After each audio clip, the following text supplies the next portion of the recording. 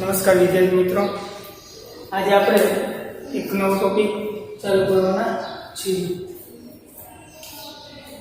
વિષય અંગ્રેજી 10 અને 9 બંને માટે ઉપયોગી એવું ચેપ્ટર એડવર્બ. તો આજે આપણે એડવર્બ વિશે શીખવાના છીએ. એડવર્બ ને ઘણી વાર ભૂલી જાય ખાલી વર્બ વિશે તો આપણે બધા જાણીએ છીએ. ક્રિયા દર્શાવતો પદ જેને આપણે ક્રિયાપદ કહીએ છીએ, જેને અંગ્રેજીમાં વર્બ કહેવાય. તો એડવર્બ એટલે શું? તો એડવર્બ એટલે જે ક્રિયા થાય છે એ ક્રિયાની વિશેષતા, એ ક્રિયાના અર્થમાં વધારો કરતો શબ્દ જેને એડવર્બ કહેવાય. જેમ આપણે વિશેષણ જોઈએ છીએ. વિશેષણ એટલે શું? તો કે કોઈ પણ નામના અર્થમાં વધારો કરતો શબ્દ અથવા પદ જેને વિશેષણ કહેવાય. એવી જ રીતના જ્યારે કોઈ પણ ક્રિયા, એ ક્રિયા કેવી રીતના થાય છે, ક્રિયાની રીત શું છે, એ ક્રિયાની રીત જાણવા માટે એડવર્બ વપરાય. તો આ રીતના એડવર્બ એટલે ક્રિયાની વિશેષતા બતાવતો શબ્દ અથવા પદ અથવા તો ક્રિયાના અર્થમાં વધારો કરતો શબ્દ એટલે એડવર્બ. ઉદાહરણ જોઈએ, દેવ રન્સ ફાસ્ટ. દેવ ઝડપથી દોડે છે. તો અહીંયા ફાસ્ટ રહ્યું એ આપણું એડવર્બ છે. ફાસ્ટ કારણ કે ઈ જે રન દોડવાની જે ક્રિયા થયેલ છે એ કેવી થયેલ છે, એને કે એના અર્થમાં વધારો કરતો શબ્દ છે, એટલે આપણે એને એડવર્બ તરીકે ઓળખીએ છીએ. જે ક્રિયા છે, જો અહીંયા રન્સ દોડવાની ક્રિયા પણ કેવી, તો ઝડપથી દોડે છે. દેવ ઝડપથી દોડે છે. એ ઝડપથી ઈ દોડવાની ક્રિયાની વિશેષતા દર્શાવતો શબ્દ છે, એટલે કે ક્રિયા છે, ક્રિયાની વિશેષતા બતાવે છે, તેથી તે એડવર્બ છે. Alka is extremely beautiful. Alka is beautiful. આપણે સામાન્ય રીતે અલકા is beautiful, અલકા સુંદર છે. પણ એક્સ્ટ્રીમલી જે છે એ બ્યુટીફુલ એટલે સુંદર જે છે એની વિશેષતા બતાવે છે, એટલે એ એડવર્બ છે. એટલે એડવર્બ છે તે એક તો જે ક્રિયા છે એ ક્રિયાના અર્થમાં વધારો કરે, બીજું જે વિશેષણ છે વિશેષણના અર્થમાં વધારો કરતો શબ્દ એટલે પણ શું, તો કે એડવર્બ. એડવર્બના બે ઉપયોગ, એક તો ક્રિયાની વિશેષતા બતાવવા માટે અને બીજો ઉપયોગ વિશેષણની વિશેષતા બતાવવા માટે.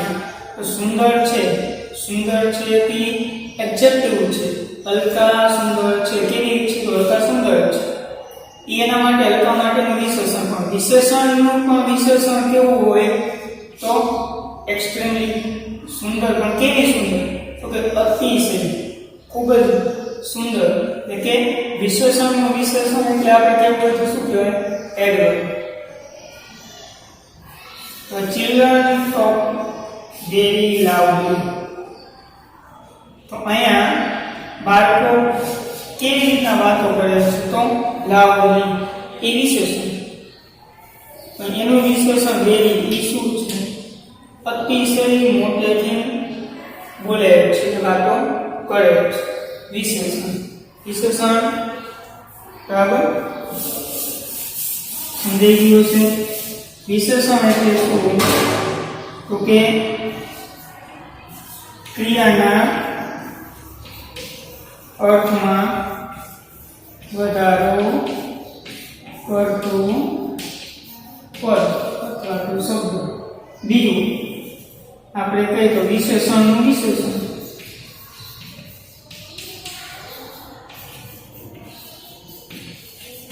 એટલે પણ ટૂંકમાં આપણે યાદ રાખવા માટે વિશેષણનું વિશેષણ એટલે પણ એડવર્બ. હવે આ એડવર્બ ના જુદા જુદા પ્રકારો છે, બરાબર? Kinds of adverb. જેમાં સૌથી પહેલું પ્રકાર એડવર્બ્સ ઓફ ટાઈમ, જે આપણને સ્પેસિફાઈંગ ટાઈમ બતાવે. તો આ શા માટે લખેલું છે સ્પેસિફાઈંગ ટાઈમ? તો આપણે જે ગ્રામરની અંદર ફંક્શન નામનું ચેપ્ટર આવે, જેમાં જુદા જુદા લગભગ આપણે 12 કે 10 ફંક્શન શીખવાના છે. એ 12 કે 10 જે ફંક્શન રહ્યા એ દરેક ફંક્શન ને શીખવા માટે આપણને આ વસ્તુ આવડવી જરૂરી છે કે ત્યાં ફંક્શન દ્વારા સ્પેસિફાઈંગ ટાઈમ બતાવવામાં આવે અથવા તો એડવર્બ ઓફ ટાઈમ બતાવવામાં આવે.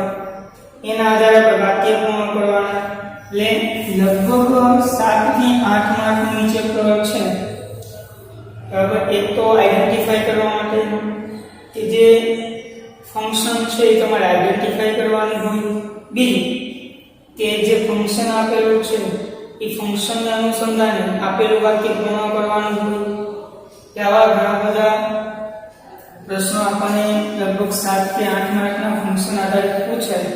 પણ એ ફંક્શન આપણને ક્યારે આવે? જ્યારે ગ્રામરના મોટાભાગના ટોપિક આપણે વ્યવસ્થિત રીતે યાદ રાખેલા હોય, કરેલા હોય. Adverb of time.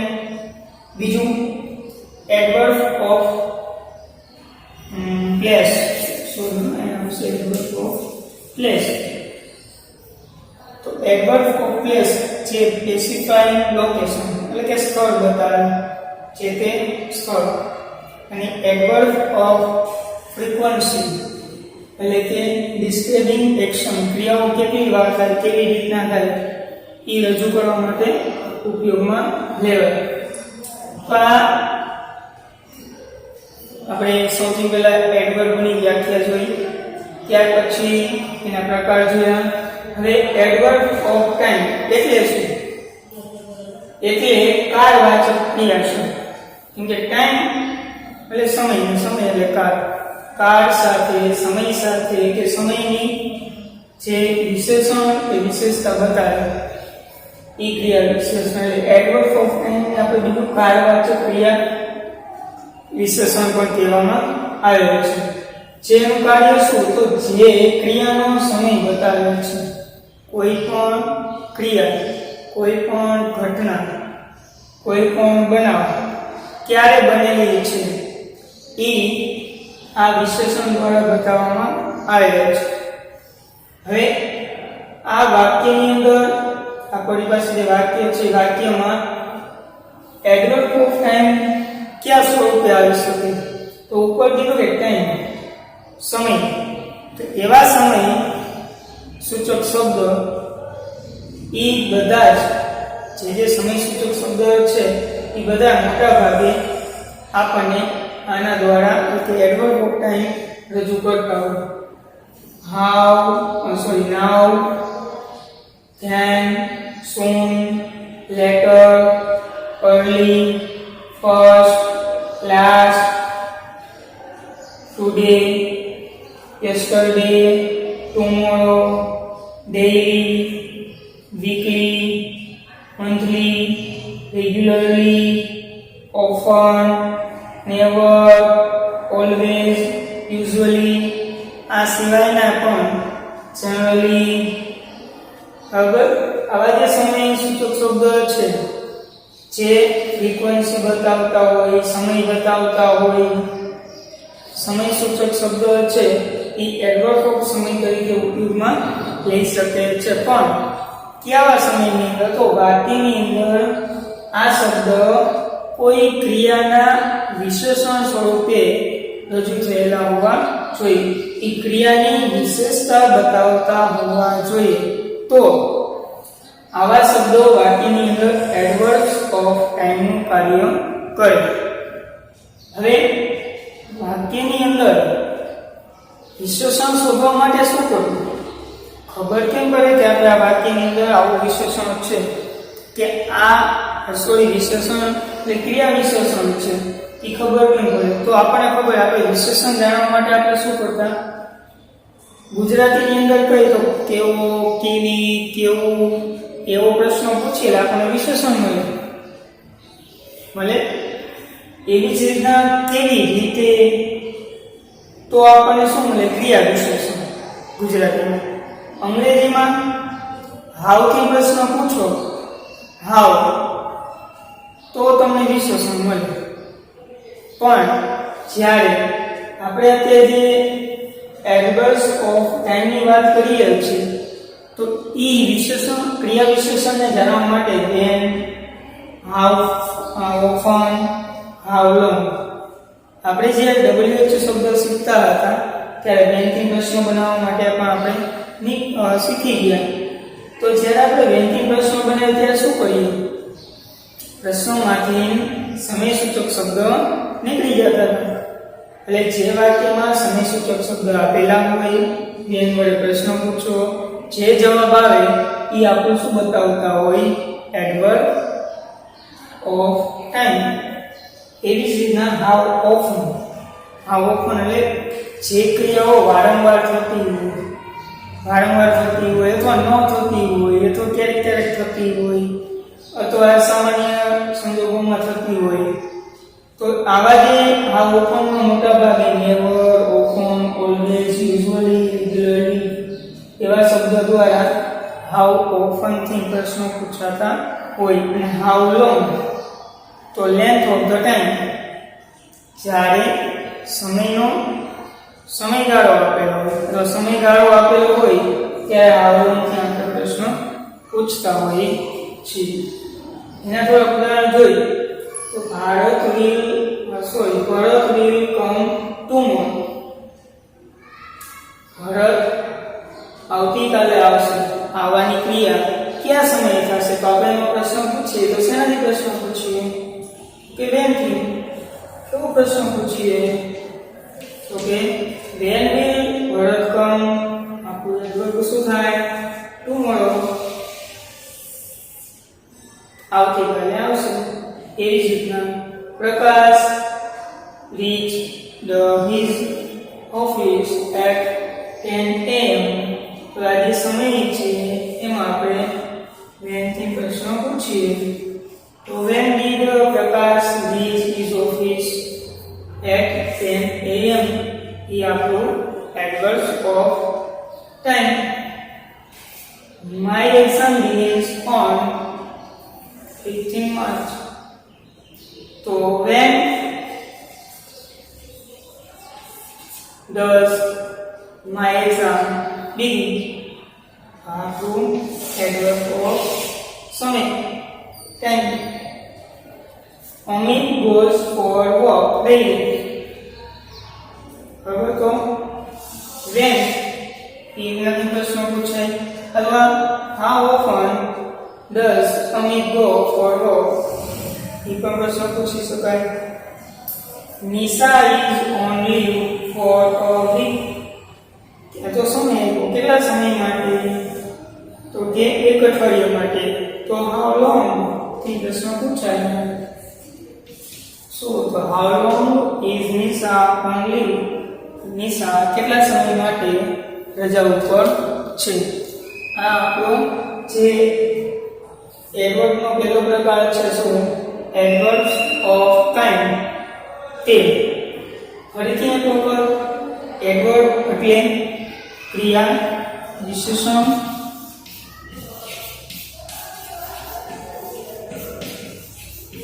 જેને આપણે અંગ્રેજીમાં શું કહીએ છીએ?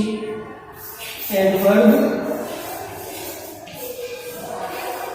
બીજું આવું એક આવે વિશેષણ,